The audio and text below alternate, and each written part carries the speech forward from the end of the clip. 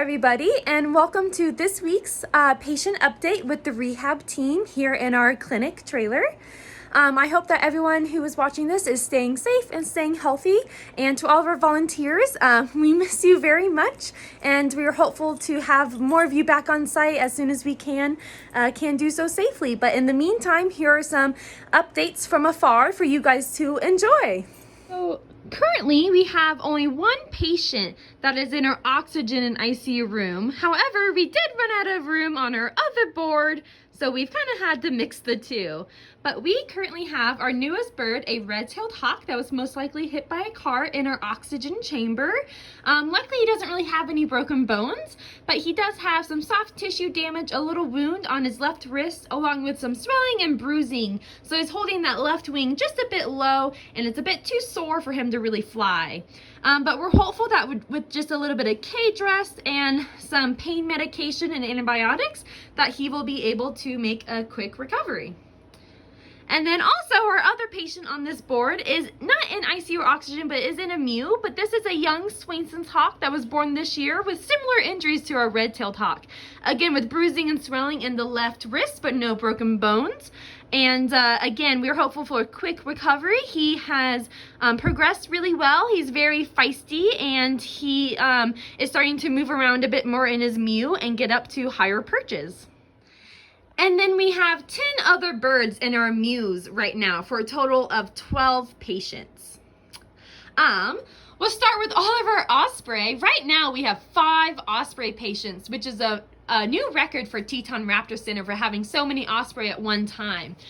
We have an osprey that just has some missing feathers on its wing and tail that we are hopeful will start to grow back in. We also have an osprey that was unfortunately caught in baling twine, and because of that baling twine, it has a deep cut in its right armpit, and also some little cuts in his left shoulder.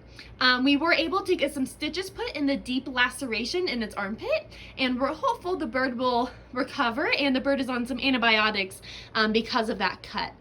We also have an osprey that was just found on the ground with just not a very good overall body condition, a bit thin, and with some swelling in the right shoulder. This bird, we are going to start flight training soon in hopes that it can be released. And then we also have 2 other osprey. We have an osprey that has a fracture in its metacarpal that we are going to take off the wrap here in a few days. Then we also have an osprey that was also entangled in baling twine, which is why it's very important to properly dispose of baling twine so osprey don't get stuck in it. But this bird is receiving daily physical therapy on its right leg to help strengthen that leg from the constriction it had from the baling twine. And then we also have a Swainson's hawk right in the middle of our osprey, who came in unable to stand with some body trauma, some trauma in his pelvis, and just dehydrated. The bird is starting to stand more, but not all the time, so we're hopeful with just a bit more time and anti-inflammatory medications, it will start standing all the time as it should. And then we have our bald eagle that was hit by a car, no broken bones, but a big wound on its back of its right elbow. This bird was out today for physical therapy and wound care. The wound is looking like it's healing really nicely. We're hopeful that the sutures can be removed this upcoming week, and then we can start letting the bird start flying a bit more. And then we have an American kestrel and a northern saw-whet owl that are both destined for education placement. Unfortunately, neither of these 2 birds are releasable due to their injuries that they came in already with. The kestrel came in with some amputated digits in the left wing, and the saw-whet came in with 2 fractures in his left radius that were already healed. And then we lastly have a great horned owl that has been here since February that has some feather damage on his left wing that we are just giving it some time to grow in the primary feathers on his left wing.